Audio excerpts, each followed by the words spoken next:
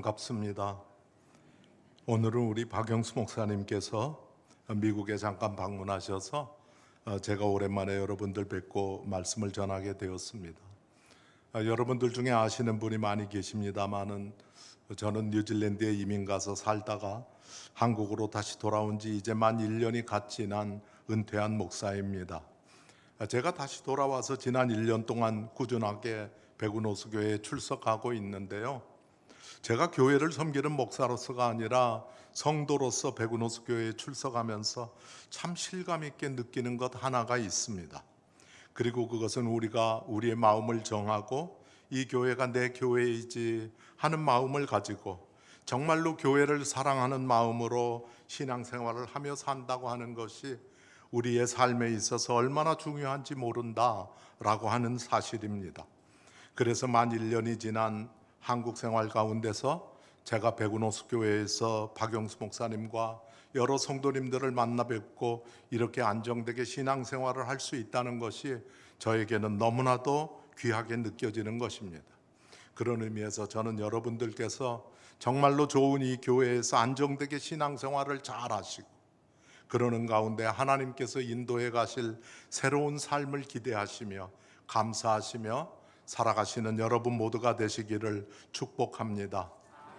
사랑하는 성도님 여러분, 혹자는 Christian life is a series of new beginnings. 크리스찬의 삶은 새로운 시작의 연속이다라고 말합니다. 우리는 그저 매일매일 다람쥐 쳇바퀴 도는 것과 같은 삶을 살아가고 있다고 생각할는지 모르지만 사실 크리스찬인 우리들에게는 매일매일이 새로운 시작이라는 것이죠. 그리고 새로운 시작이 되어야 하는 것이에요. 그런 의미에서 저는 하루하루 별반 다르지 않게 느끼며 살아가는 우리 모두의 삶이 예수 그리스도 안에서 늘 새로운 시작이 삶이 되기를 바라고, 특별히 우리가 주일을 맞이할 때마다 매주 맞이하는 여러 주일 중에 하나가 아니라 크리스찬으로서의 내 삶에 있어서 또 새로운 결단과 새로운 출발을 기약하는 새로운 시작의 한 주일이 되게 되시기를 간절히 바랍니다. 여러분, 지난 2주 전에 설교 제목을 기억하시나요? 우리 박영수 목사님께서 이사야 40장에 나오는 말씀을 가지고 말씀을 전하셨는데 그때 제목이 날마다 새 힘을 얻으라 라고 하는 것이었어요. 그런데 저는 그때 그 제목을 보면서 날마다 하는 말씀이 너무 중요하게 저에게 다가왔었어요. 사랑하는 성도님 여러분, 우리는 어제 얻은 새 힘으로 오늘을 살아갈 수 없습니다. 우리는 오늘의 삶을 위해서 오늘 또 새 힘을 얻어야 하는 것이에요. 그렇습니다. 그런 의미에서도 크리스찬의 삶은 매일매일 새로운 시작의 연속인 것입니다. 그러면 이제 오늘의 본문으로 돌아와서 말씀을 나누겠습니다. 여러분, 오늘 우리가 보고 있는 말씀이 어떤 책에 나와 있는 말씀입니까? 에베소서입니다. 그런데 이 에베소서는 아주 간단한 책입니다. 전부 해서 6장으로 되어 있고 6장으로 되어 있고 계속해서 처음부터 끝까지 읽는데 한 20분 정도면 다 읽을 수 있는 아주 간단한 책입니다. 그런데 이 책은 너무나도 심오한 기독교의 진리와 우리가 크리스찬으로 살아가는 데 있어서 정말로 중요한 삶의 원리들을 우리에게 말씀해 주고 계시는 것이죠. 좀 더 구체적으로 보자면 이 책은 1장부터 3장과 4장부터 6장으로 크게 두 부분으로 나누어집니다. 그런데 1장부터 3장은 하나님께서 그리스도 안에서 이미 이루어 놓으신 일들을 말씀하시므로 우리가 무엇을 믿어야 하는가 하는 것에 대해서 말씀해 주십니다. 그래서 이 부분을 우리는 교리편이라고 말하기도 하는 것이 있죠. 그런가 하면 4장부터 6장은 신자인 우리들이 그리스도와 성령 안에서 아직 이루어가야 할 책임에 대한 것으로 여기서 하나님은 우리가 어떻게 살아야 하는가라고 하는 구체적인 삶의 문제에 대해서 말씀해 주십니다. 그래서 이 부분을 우리는 앞에 교리편에 대비해서 생활편 이렇게 말하기도 하는 것입니다. 여러분, 우리는 이 복잡한 세상을 살아갑니다. 그런데 이 삶 가운데서 우리들이 정말로 놓쳐서는 안 되는 것이 있어요. 그렇다면 그것이 무엇이죠? 무엇을 믿고 어떻게 살아야 하느냐라고 하는 것을 알고 사는 것이에요. 하나님께서 그리스도 안에서 이미 이루어 놓으신 것이 무엇인가를 알고 그렇기에 어떻게 살아야 하느냐 하는 것을 알고 사는 것이에요. 그런데 참 안타까운 말씀입니다마는 우리는 이 세상의 분주함과 복잡함에 매몰되어 있어서 정말로 이 세상 가운데서 무엇을 믿고 어떻게 살아야 하느냐 하는 것에 대한 의식 없이 그냥 분주하게만 살아가는 그런 모습일 때가 있는 것을 많이 보게 되는 것이죠.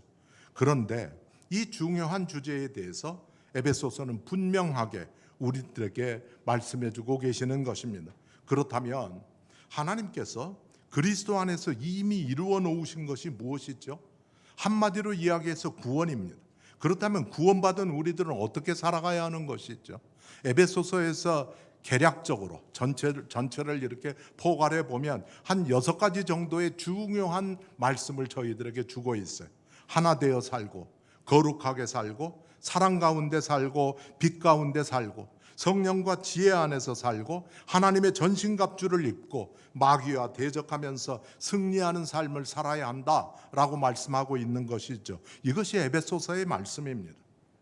이제 이런 전체적인 그림 가운데서 오늘은 교리편의 핵심인 구원에 대해서 2장에 나오는 말씀을 집중적으로 살펴보므로 하나님께서 그리스도 안에서 이미 이루어 놓으신 구원이 어떤 것이며 예수님께서 하신 일이 무엇이며 구원받은 우리들은 어떻게 살아야 하나 하는 것에 초점을 맞추어서 말씀을 나누어 보고자 합니다.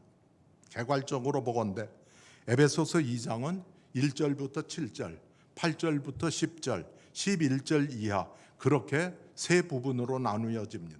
그런데 특별히 이 중에서 8절부터 10절은 우리의 구원과 관련해서 아주 중요한 내용을 말씀해 주고 있고 우리의 구원에 대해서 이야기할 때 이 구절들을 빼놓을 수 없는 그런 구절들인 것이죠. 그래서 우선적으로 이 부분부터 보고자 하는데요. 여러분 8절을 보면 어떻게 말씀하죠? 한번 보실까요?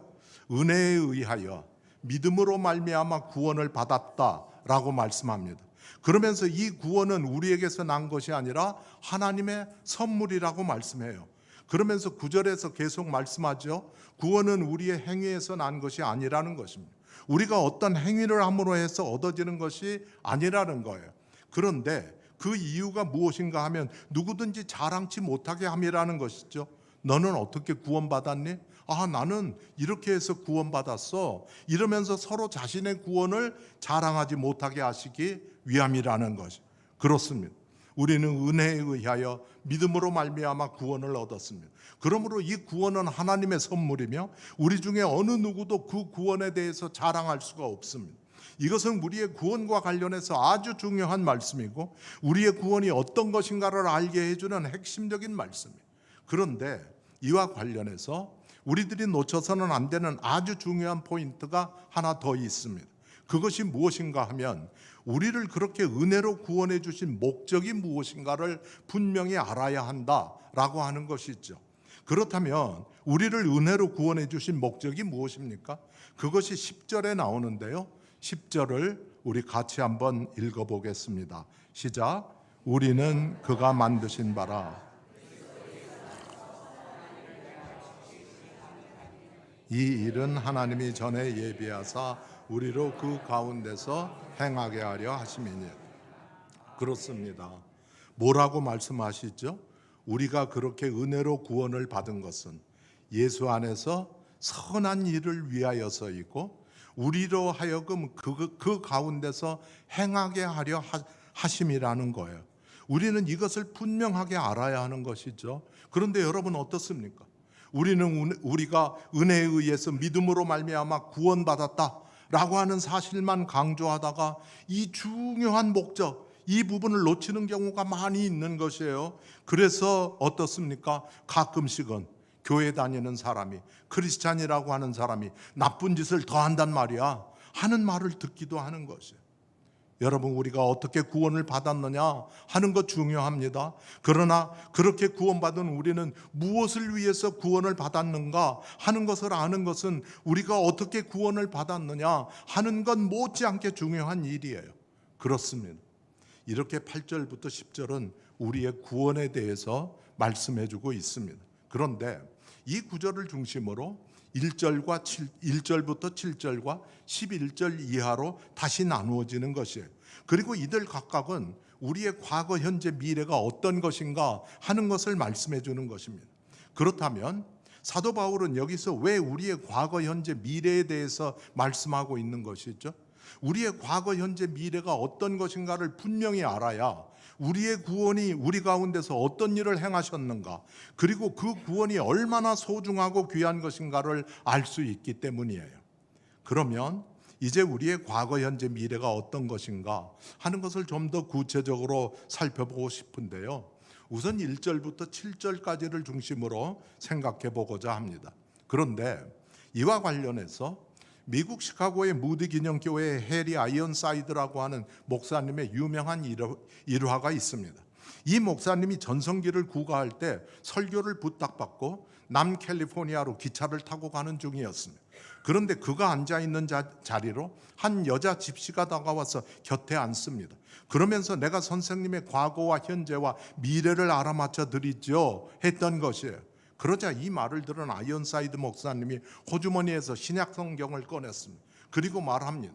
당신이 내 운명을 알아맞추려고 애쓸 필요가 없어요. 내가 가지고 있는 이 책이 나의 과거와 현재와 미래를 말해주기 때문이요. 이 책을 당신에게 읽어드리고 싶소. 그리고 나서 그는 에베소서 2장을 펴서 1절부터 3절까지를 읽어 내려가기 시작한 것입니다. 여러분 우리 같이 한번 읽어보시겠습니까? 시작. 그는 허물과 죄로 죽었던 너희를 살리셨도다. 그때의 너희는 그 가운데서 행하여 이 세상 풍조를 따르고 공중의 권세 잡은 자를 따랐으니 곧 지금 불순종의 아들들 가운데서 역사하는 영이라. 전에는 우리도 다 그 가운데서 우리 육체의 욕심을 따라 지내며 육체와 마음에 원하는 것을 하여 다른 이들과 같이 본질상 진노의 자녀이었더니. 여기까지 읽은 아이언사이드 목사님이 이것이 나의 과거요 라고 말했던 것이에요. 여러분 우리의 과거가 어떠했다는 것이에요? 허물과 죄로 죽었었고 세상 풍조를 따르고 공중의 권세 잡은 자를 따르는 불순종의 아들들이었고 본질상 진노의 자녀였다는. 여기까지 아이언사이드 목사님 말씀을 들은 여인이 참 재수없는 사람 골랐네 이러면서 여인이 더 이상 듣고 싶지 않다면서 자리를 떠나려고 합니다. 이때 목사님께서 여기 더 있습니다 하면서 4절부터 6절을 읽으시는 거예요. 여러분 이 부분도 같이 읽어볼까요? 시작. 긍휼이 풍성하신 하나님이 우리를 사랑하신 그 큰 사랑을 인하여 허물로 죽은 우리를 그리스도와 함께 살리셨고 너희는 은혜로 구원을 받은 것이라 또 함께 일으키사 그리스도 예수 안에서 함께 하늘에 앉히시니. 네, 여기까지 읽으신 목사님께서 이것이 나의 현재요 라고 했던 것이죠. 여러분 우리의 현재가 어떻다는 것이에요? 하나님께서 허물로 죽은 우리를 그리스도와 함께 살리셨고 또 함께 일으키사 예수 그리스도 안에서 함께 하늘에 앉히셨다는 거예요. 이것이 우리의 현재예요. 그런데 아이언사이드 목사님은 여기서 그치지 않습니다.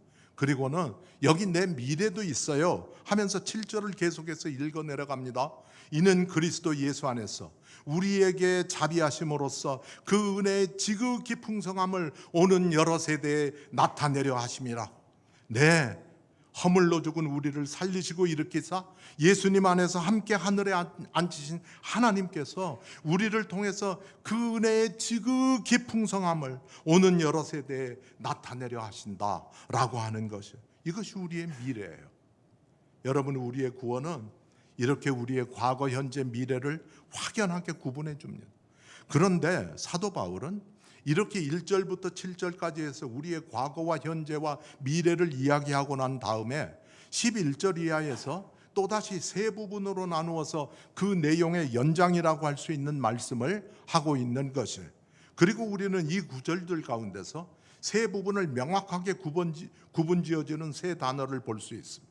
그 세 단어가 무엇인가 하면 과거를 얘기하는 그때라고 하는 단어와 현재를 얘기하는 이제는 이라고 하는 단어와 미래를 얘기하는 이제부터라고 하는 이 세 단어인 거죠.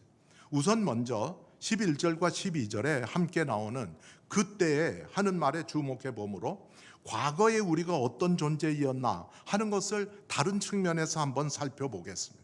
여러분 그때에 주목하시면서 한번 같이 읽어보시죠. 시작. 그러므로 생각하라.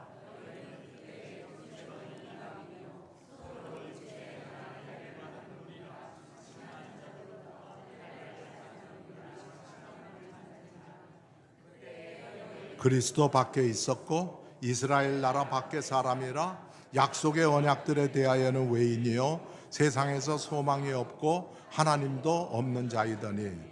네, 여러분 읽어보시는데 얼른 이해가 잘 안 되시죠? 좀 복잡하시죠? 그래서 이 부분을 정리를 해보니까 이 말씀 가운데서 우리는 우리의 과거의 상태 7가지를 볼 수 있었습니다. 그렇다면 그것이 무엇인지 함께 보겠습니다.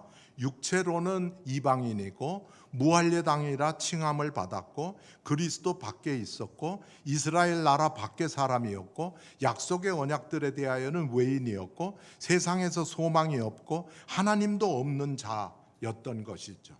이렇게 7가지였어요. 여러분 조금 정리가 되시나요? 이것이 우리의 과거의 상태였어요. 그런데 여러분 이 말씀을 보시면서 어떤 생각이 드시죠? 그 당시에는 사람들이 나누어져 있었구나 하는 것이에요. 나는 유대인이고 너는 이방인이야. 나는 할례당이고 너는 무할례당이고, 나는 그리스도 안에 있고 너는 밖에 있고, 나는 이스라엘 백성이고 너는 이스라엘 나라 밖의 사람이고, 뭐 이런 식으로 계속 나누어져 있었던 것이죠. 그리고 이들 사이에는 결코 무너질 수 없는 벽이 그 둘 사이를 딱 가로막고 있었던 것이에요. 그런데 여기에 변화가 일어난 것이에요. 그래서 에베소서 2장 13절은 현재의 상태를 의미하는 이제는 이라는 단어로 시작해서 에베소서 2장 13절 보여주실까요? 이제는 이라는 단어로 시작해서 이제는 전에 멀리 있던 너희가 그리스도 예수 안에서 그리스도의 피로 가까워졌느니라 라고 말씀하고 있는 것이죠. 전에 멀리 있던 우리가 이제는 그리스도 예수 안에서 그리스도의 피로 가까워졌다는 거예요.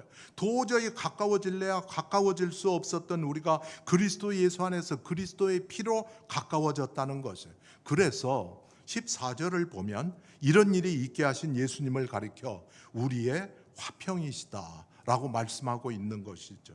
그래서 오늘의 설교 제목도 우리의 화평이신 예수 그리스도라고 붙여본 것이에요. 여러분, 예수님께서 하신 일이 어떤 일입니까? 높은 담으로 나뉘어져 있던 우리를 예수 그리스도 안에서 그의 피로 말미암아 하나 되게 하신 것이에요. 우리의 화평이 되어주신 것입니다. 여러분, 이것은 한 교회 청년들이 연출한 드라마의 내용인데요. 이 드라마는 한 난파선에서 무인도처럼 보이는 작은 섬으로 이렇게 수영해가지고 도착한 몇 명의 젊은이들의 이야기로 시작됩니다. 섬의 한 모퉁이에는 건축 자재들이 막 쌓여 있는 거예요.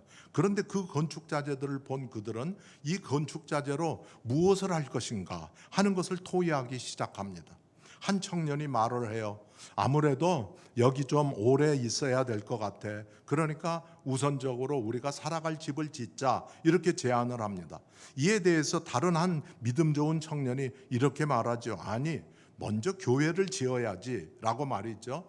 그때 다른 청년이 갑자기 조용히 하자고 하면서 가까운 곳에 있는 다른 섬에서 들려오는 그 소리에 주의를 환기시킵니다. 저기 무슨 소리가 들린다는 거예요. 그러면서 만일 저 이웃 섬에서 이 섬으로 원주민들이 쳐들어올 수도 있을 테니까 그것에 대비해서 이 건축 자재로 섬 둘레에 담을 쌓자, 이렇게 주장을 합니다.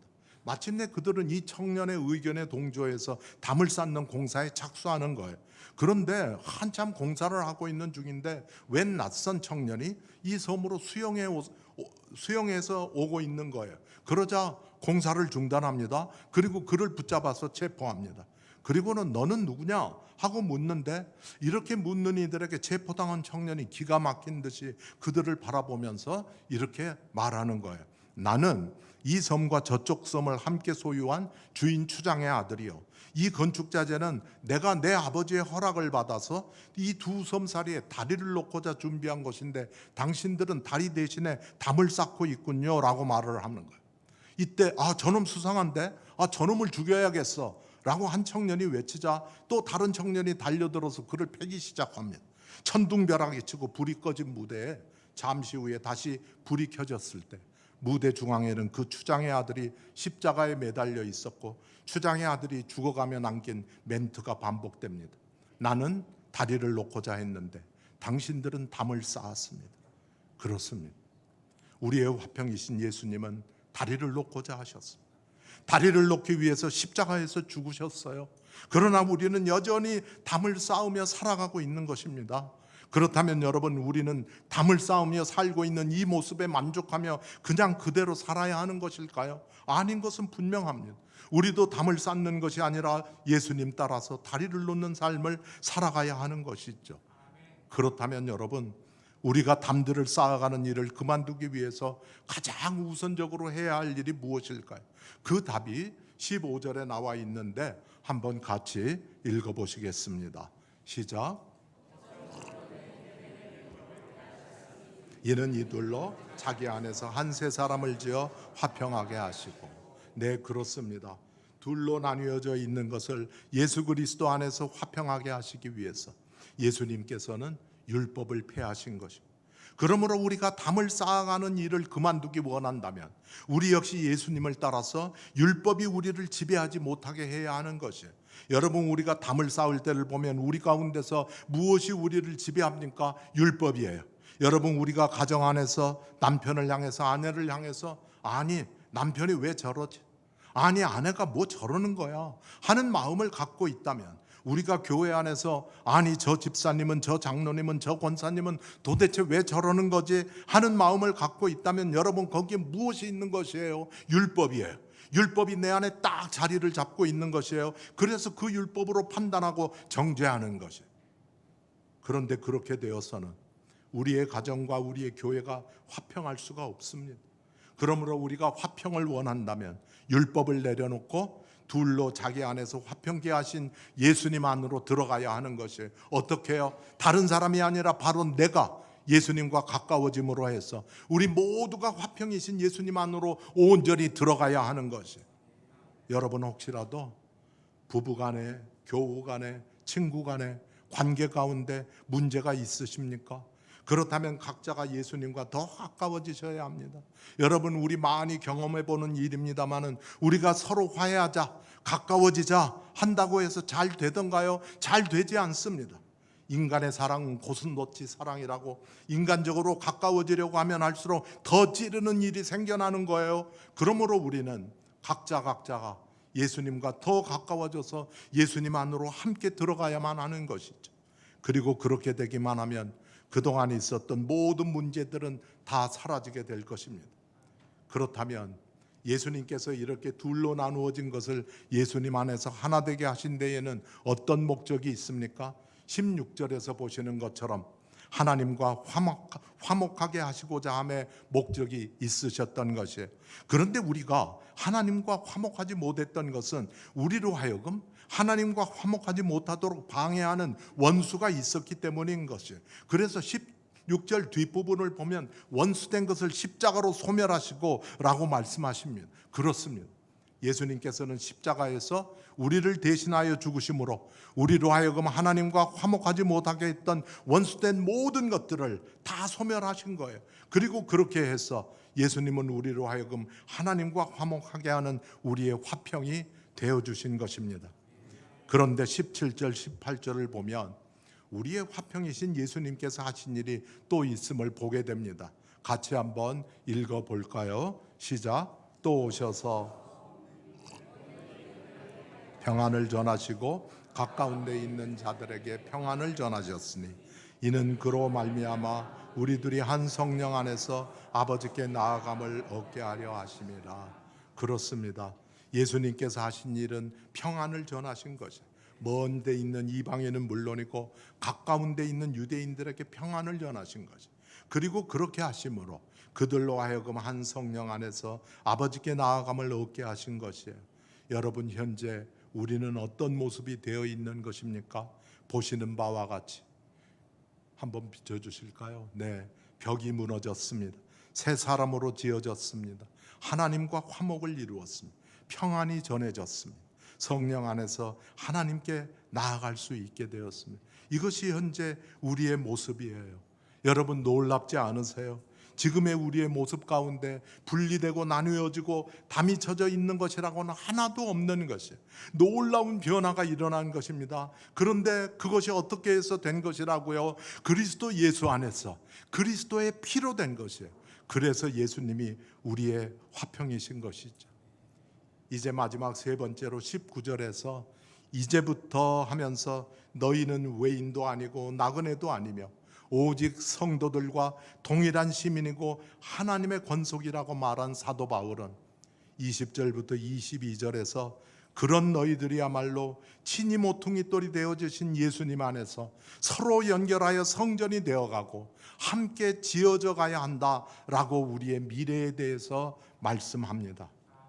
지금까지 우리는 우리가 어떤 존재였으며 우리 주님께서 우리들 가운데서 어떤 일을 행하셨으며 그러므로 우리가 앞으로 어떻게 해나가야 할 것인가 하는 것을 보았습니다. 이제 말씀을 마치고자 하는데요, 이 지점에서 갑자기 제 자신을 돌아보게 되었습니다. 그런데 오늘의 말씀에서 깨닫게 해주시는 것처럼 저는 예수 믿고 구원받기 전에 에베소서 2장 1절부터 3절에 나와 있는 말씀 그대로였습니다.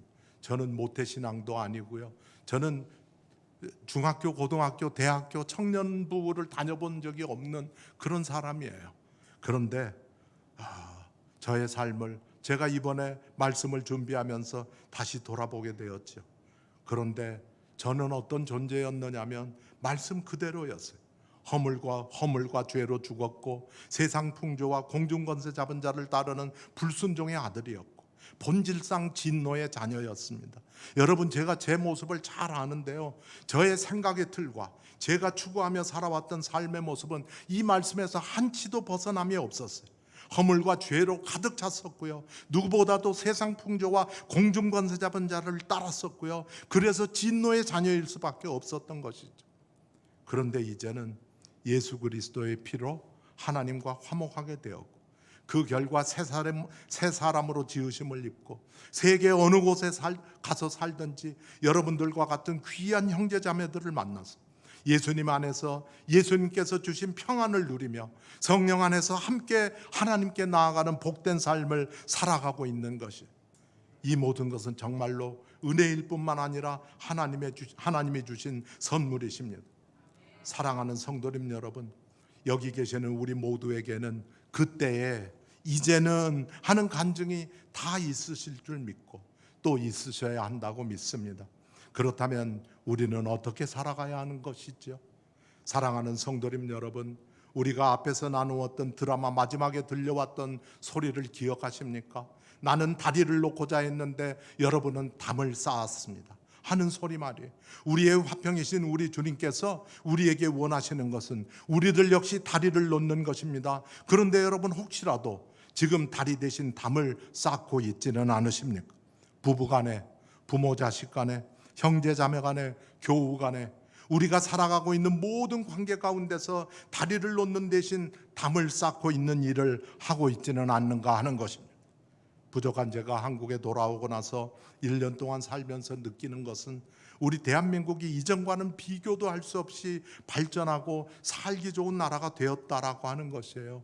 그런데 그런 가운데서 너무나도 안타까운 것은 시간이 지날수록 우리가 하나 되기보다는 더 나누어져 가고 있다라는 생각을 지울 수가 없는 것입니다.